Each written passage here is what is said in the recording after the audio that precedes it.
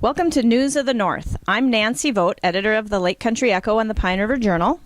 And I'm Travis Grimler, staff writer for the Pine River Journal and Lake Country Echo. In this week's Journal and Echo, you'll find photos of the Crosslake and St. Patrick's Day Parade.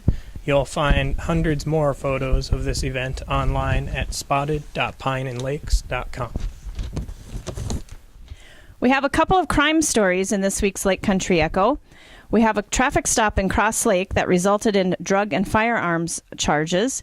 And in Pequot Lakes, we have a case of an identity theft.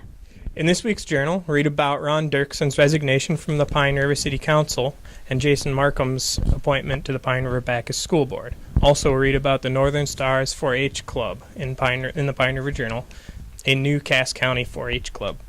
We'll have that story next week in the Lake Country Echo as well. The 4-H Club is out of Cass County, but it's a Pequot Lakes area.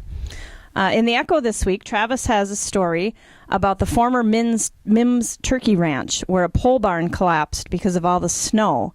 And no one was injured, but it did damage some vehicles inside.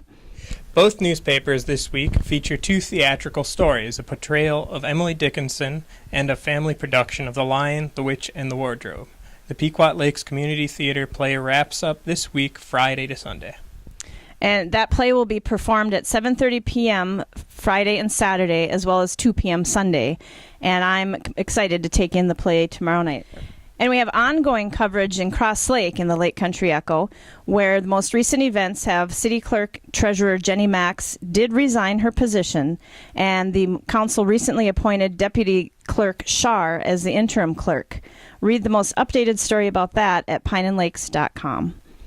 And our newspapers are chock full of more news and photos, so be sure to check them out. And we'll see you next week on News of the North.